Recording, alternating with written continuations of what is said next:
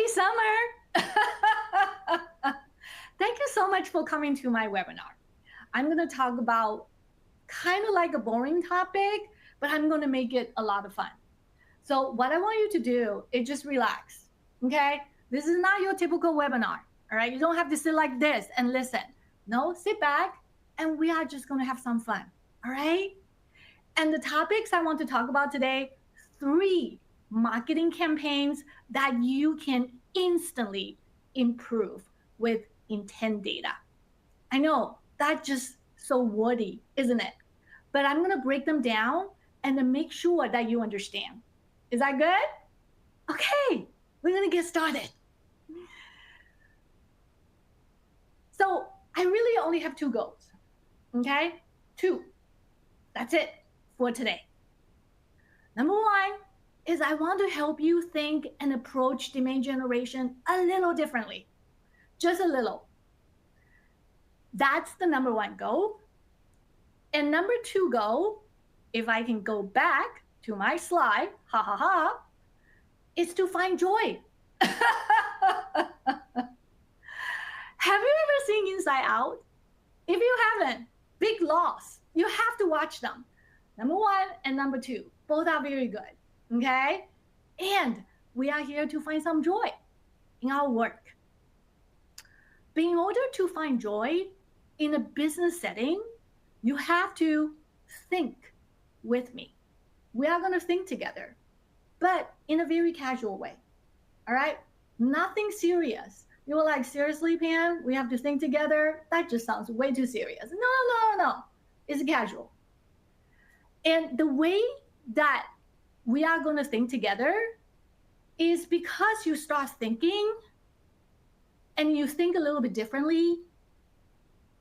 A lot of stuff that you do on a regular basis, especially status quo, will become new again.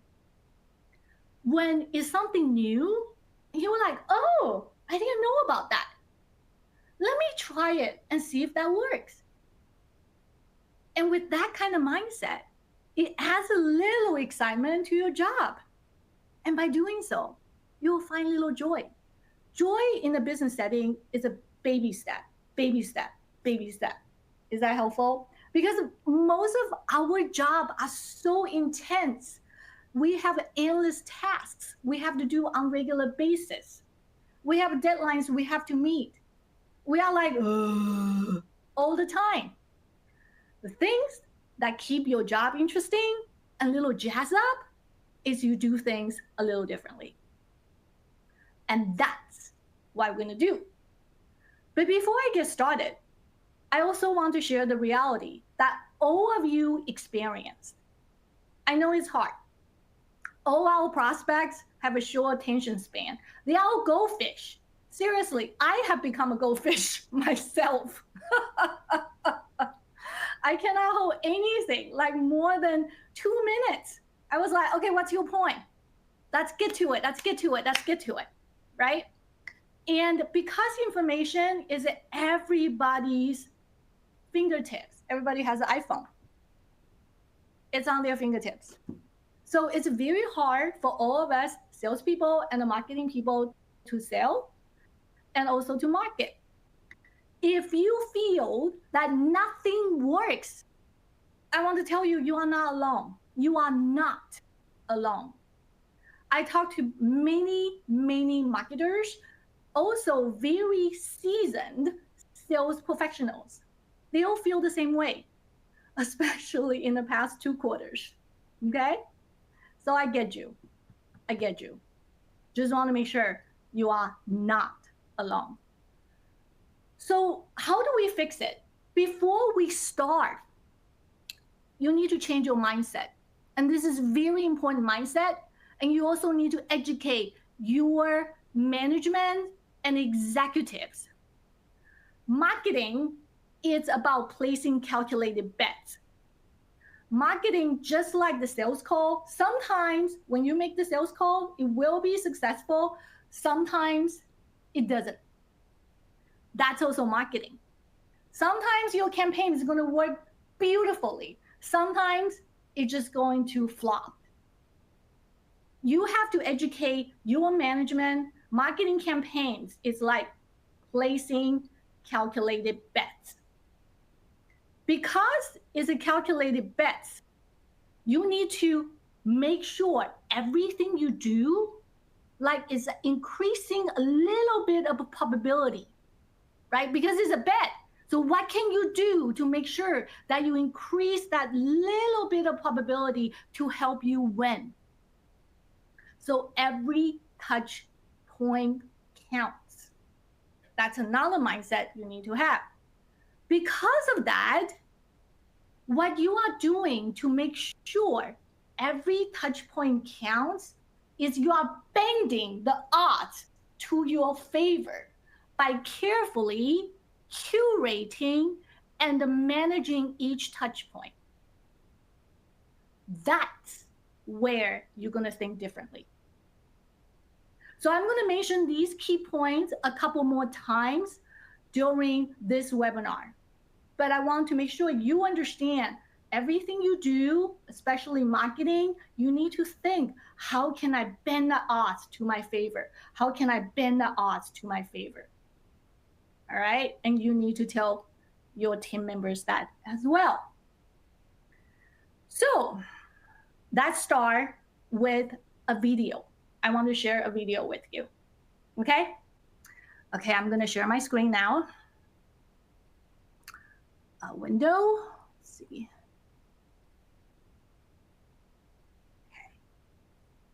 If you immerse yourself in something, you are going to get ideas about it. But you have to do the immersing first. You're not just sitting there waiting for lightning to strike. You're working in a métier. And the more you work in it, the more ideas you will get about it. It's just how human creativity works, of whatever kind. Okay.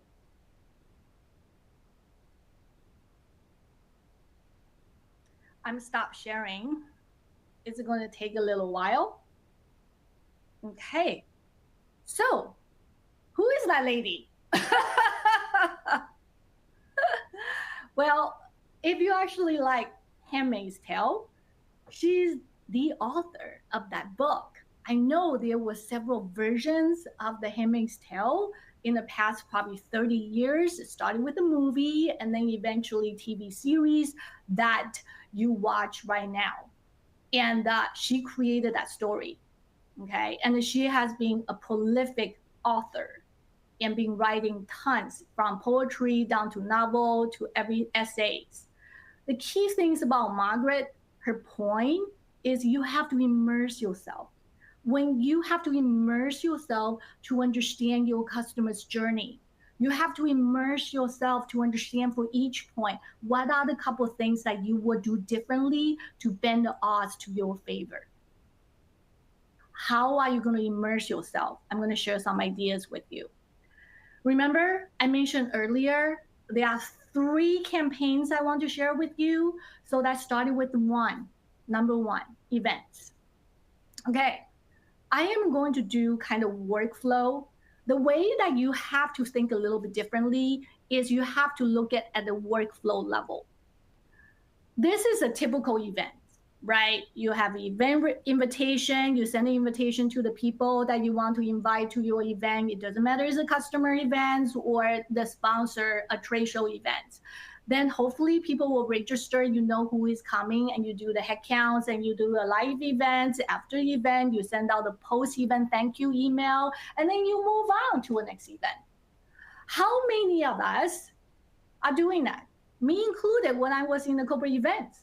I did this. I have 56 events I have to do a year. I cannot stop, and this is the typical workflow. However, if you actually look at any kind of event playbook, they are not going to give you a lot of detail in terms of what you need to do differently. This is a typical event playbook that you're going to see, on website. And this is actually, I captured this information. This is actually from Zebra Technologies. And they say, hey, before event preparation, this is the playbook they created for their channel partners. And this is all the steps you have to do. And then, of course, you want to do an event promotion, 30 days in advance, 25 days, 14 days out, and then live event. But if you notice, a lot of those descriptions tend to be very generic. They just basically say you need to send out reminders. But that's not helping you in terms of what you need to do differently. So again, why don't we build a workflow? Based on that playbook, I build a workflow. We are going to do an invitation, 30 days out, 25 days out, 14, 7 days out, and even 1 day out for event reminder. That will all drive to event registration, yeah? This is no different. It just showcases that there are things you will need to do. The things that you need to do differently is what should be included into each invitation email.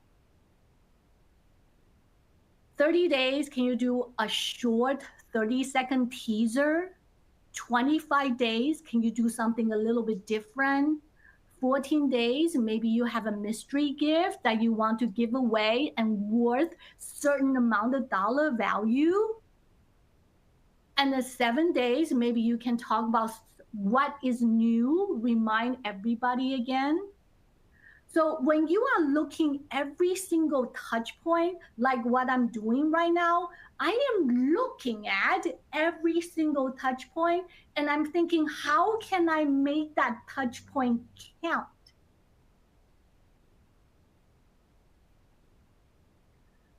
And I want to give you a very specific examples to help you think. So detail matters. The 30-day email, for example, you probably can include some sort of 20 to 30-second teaser. Basically talk about, very short. It doesn't have to be very formal and highly produced. No, you can just use your phone and record it, but make sure that the quality of the audio is good. People like to hear crisp audio. Is that helpful? Identify what's new. Just mention 3 things, 20 seconds, done, right? And tag the attendees who actually engage with the videos. If they watch it, you kind of know you have to tag that. 25 days, you can basically say, hey, send out a high-level agenda items or a specific keynote or section that you think is good. They might be interested, right? You can also say, hey, we are preparing a Q&A list to answer any question you may have. Hit the reply. Let us know your question. Again, what am I doing? Bending the odds to my favor. 14 days out. Let's assume that you actually have a VIP dinner the night before the event, or you have a mystery gift you want to actually give away. You can also talk about that. Let them know. Share the information. And if you actually have a VIP dinner, you can also tell them, reply, okay? Or let us know your biggest industry challenge, and or your name will be added to the drawing. Whatever you can do. But when they say their biggest challenge, that's an intent data. That's a first-party data. That's something that you can pass to your sales team. Yeah? Same thing about email. Again, share the agenda one more time, tell everybody to come, right? Or you can actually share a case study if you choose to of a similar industry. One-day emails, create a 20-second video with 3 specific takeaways they're going to get out of it. To tell them that if you come, these are the things you're going to get out of it. And make sure that is relevant to your audience. So I'm not sending a very typical standard invitation email. Nobody reads that anymore. So how can you add a little finance into it and make it a little fun for yourself? I know it's a little work. I understand that. And also for your audience. Now, all of a sudden, when you are looking at the intent data or looking at the replies from the 5 emails that you send out, yeah, the 5 emails sent out, let's assume you get some reply. Not a lot of people will reply. I totally understand. But if they reply, That means they are interested. You can also count down, there's an 80% of chance they are coming.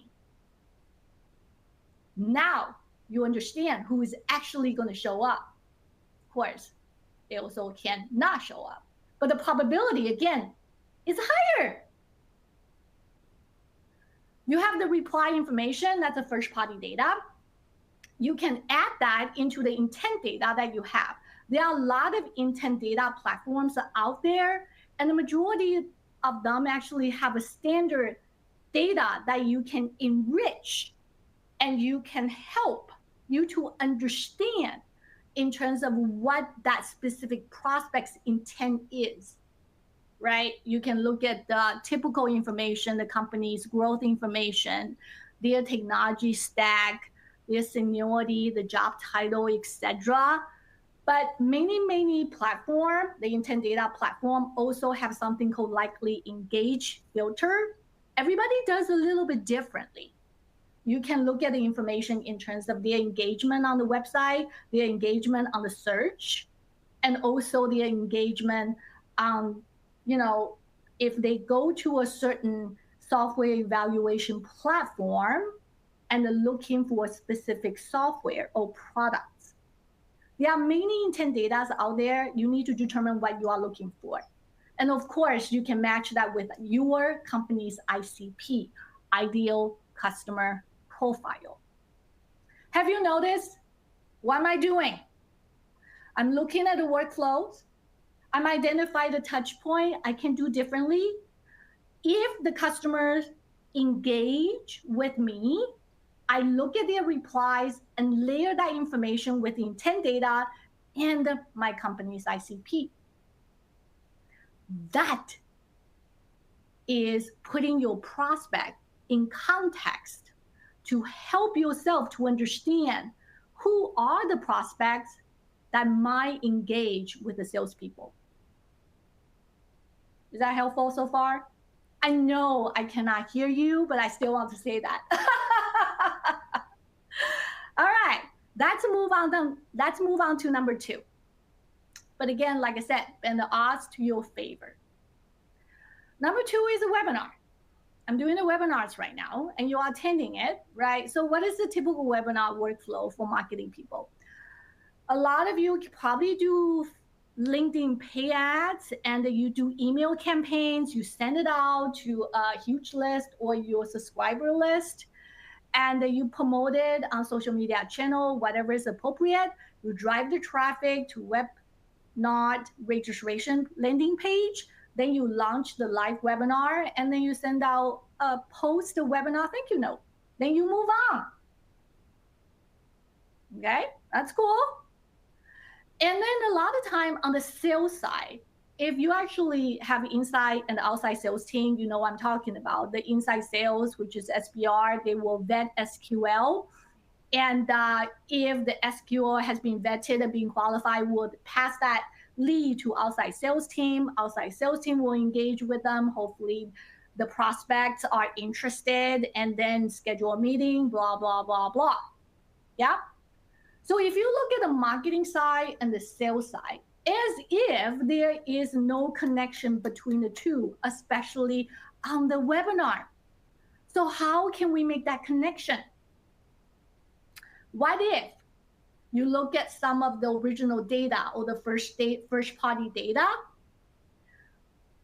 Can you identify, let's just use this one as a scenario.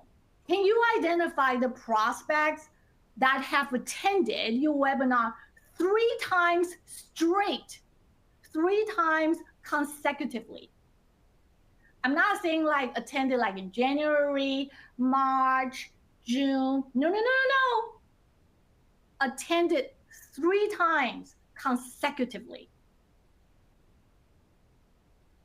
If a prospect did that, is that the intent that you think that you need to follow up? Why do they do that? Is that an interest for your product or service? Maybe warrant a follow-up from your sales team? What are you doing? You are vetting the information for your sales team. So again, doing something similar to what I just said, layer the replies, is not replied, I apologize, should be attendees who actually attended your webinar 3 times straight. You have that piece of information. Now you map that information with intent data with ideal customer profile. Again, what are you doing? Bending the odds to your favor. So you are not just looking at the webinar attendee data and say, okay, yeah, that's it. All right, that's just upload that information to CRM or in the marketing automation tool. You are actually looking into the data and see if you can find some nuggets. That's number 2 in terms of using the webinar plus the intent data. Is that good, everyone? Okay, I know I cannot hear you, but it's important for me to talk about it. All right, the next one is ABM Gifting. I know a lot of you are doing ABM, account-based marketing, and account-based marketing comes in many different forms and formats. I know that you identify a strategic accounts, and then you can do pay ads, reach out to them, or you can actually have a list that you want to reach out specifically, and then you do an invitation-only event and invite them to your invitation-only event. That's also very targeted, very strategic, can also be called ABM. And I know there are a lot of salespeople, they have a strategic account they want to reach, and they have that list on a regular basis and working very closely with the marketing team. And the marketing team will do specific marketing campaigns to provide the air covered for the sales team to increase the probability of the prospecting engaging with sales. So let's talk about the ABM gifting as an example, okay? So this is a workflow. Have you noticed I'm just a workflow girl? But you know what? I actually feel this is much easier to explain the situation to marketers. And also this is a good way to communicate with the executives to help them understand what you do. On top of it, when you show something like this, the management will like, oh my God, this is complicated. And you goes, yeah, I know. So on any kind of ABM, I can tell you one thing. The most important thing is the list. You need to spend a lot of time actually on the list. Make sure the list is clean. This is something that the list or the company or the account, it's that the sales and the marketing people agree. If nothing else, salespeople needs to approve. The list is super important. If the list is not good, nothing else you do is good. I can guarantee that. I actually spend a lot of time to make sure the ABM list is solid, and you should do that too. So now you actually have an ABM prospect list, and you want to kind of like, your salespeople are coming to you and basically say, hey, you know what? We have this list. How can I get them to talk to me? You're like, okay, because they are like a marketing director and first line or second line managers. And why don't we send them maybe a pair of wine glasses? And it's a postal mail. It's a nice package. You are pitching to your salespeople. And it's a nice package. And we're going to send it to their office, and the beautiful wine glasses. And we are going to have a personalized letter and also an ebook, a very nice print ebook as part of it. And we are just going to ask them that, hey, check out product. And also, if they schedule a call with you, y'all talking to your salespeople now, and they're going to get a bottle of wine as a follow-up, right? To complement a pair of wine glasses. Yay! Nice. Okay, very good. So your salespeople say, okay, that sounds like a good idea. By the way, I have to tell you, don't do this actually for C-suite. Let me tell you why. So I actually ran a campaign to a C-suite once with this similar idea. It didn't go very well. I didn't get a lot of response because, you know what? A lot of C-suites, they make a lot of money. and their salary is actually pretty high, they probably don't care about like a nice wine glasses or like $100 or $200 worth of a bottle of wine. So when you are doing the ABM gifting, you have to think through in terms of, okay, who are the people I'm going after? If I'm sending this, will they care? Do they care to even, will that add a little surprise to them? Does that make sense? So when I do this, I tend to focus on like marketing directors or the first line and second line marketing managers, because they were like, oh, this is kind of nice. But if you send it to a C-suite, they were like, whatever. And they just give to their admin. Not good, not good. So again, right here, you build a workflow, right? If they say, okay, I will have a 15-minute conversation with the salespeople, and then you pass that information to sales, and sales will do a follow-up, possibly have a scheduled call. And then you have to do a logistics and sending out, the wine bottle to them. Yeah. If it didn't go anywhere, you should also follow up with another email, which is email 1. If they didn't respond, follow with email 2. Does that make sense? So I'm building a workflow to show everybody in terms of how I'm managing the ABM gifting. So with that being said, same thing. If anybody responds, if they respond to an email or you have the 1-800 numbers or whatever, if they reply, you layer that information with the intent data, you do a research, you do gather intelligence to understand this person a whole lot more, and also map that into an ICP and provide the information to your salespeople. That's what intent data is for. Is when you have the first party information and you add the intent data to complement, to enrich your insight. So that's my example. What am I doing? Bending the odds to your favor.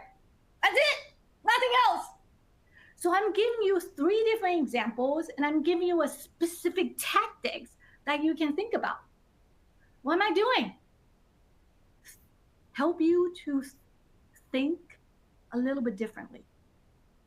What are the things that you can do to make every single touch point count? However, I also want to make sure you understand. I said earlier, marketing is a calculated bet. Even though you're curating every single touch point, it still doesn't guarantee success. It does not. Nothing is guaranteed in our life, period. Does that make sense? So you have to make sure that you are doing everything you can. You make sure your management know that you are doing everything you can. You also have to set expectation like, you know what, this is not necessarily guaranteed. We have a goal of a conversion rate of 10% or 15%. I'm doing the best I can. Let's see how it works. So I want to make sure everybody understands. I'm not giving you like panacea and you're going to live happily ever after. What I'm telling you is a bet, and you're doing everything you can, but that still doesn't guarantee success. Okay? You're like, seriously, Pam? That's how you're going to end the presentation? I know. So here's another video I kind of want to share with you. Okay? I want you to keep trying and keep optimizing. There's not much to it. All right? Just bear with me, and let me stop and this presentation and share my screen.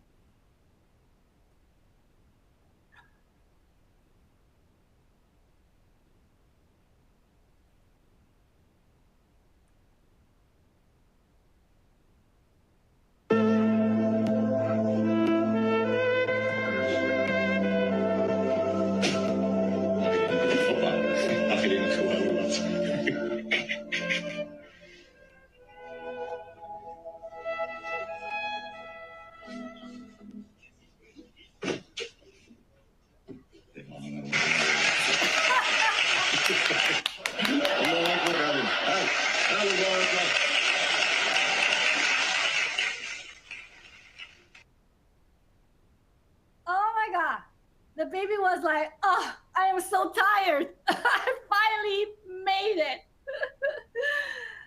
So, that was a video from Instagram. So I was scrolling one day and I was like looking at this. Oh, this is great. This is great for my webinar. I was like, I need to use this for my webinar. And that baby tried like 7 or 8 times. And, if the baby doesn't give up, you shouldn't. You shouldn't either. Okay? Just keep trying and then try a different way to optimize it, right? There's no shortcut. Absolutely none. And don't listen to me. Honestly, why don't you listen to Ted Lasso? Eventually, everything will work out. It will. But what you need to do is just take it down to a workflow level. Analyze it, look at each touch point, and think about it. What can you do differently? I just want to let you know, I see you. I do. And I know how hard you worked. Every single marketers I talk to actually have black eyes right here. I'm like, oh my God. And there's just endless deadlines, endless campaigns, and the analytics that you have to deal with. And I see you, and I understand. But I just want to let you know, you take a moment to appreciate yourself sometimes and tell yourself, you're awesome, okay? And you should say that to yourself. I'm awesome. And you do. And to end this presentation, I just want to share with you, feel free to connect with me on LinkedIn, YouTube, and TikTok. Yes, I do have a TikTok channel. If you really like this webinar, please take a picture of this QR code. I have a short survey, only 6 questions, 20 seconds. Let me know how I'm doing. If I suck, let me know as well. It will not offend me. If you want to understand how to use intent data intelligently, Michelle Blondin from Zoom Info is standing by, okay? Send her an email. She'll work with you. If she cannot work with you, her team will, right? You can also reach out to me if you want to talk. And if you have issues, it can also be a therapy section sometimes. So this is my email address, hello@pamdidner.com. And like I said, share your challenges with us. We love to help you. All right. Take care. I hope to see you on LinkedIn. Bye-bye.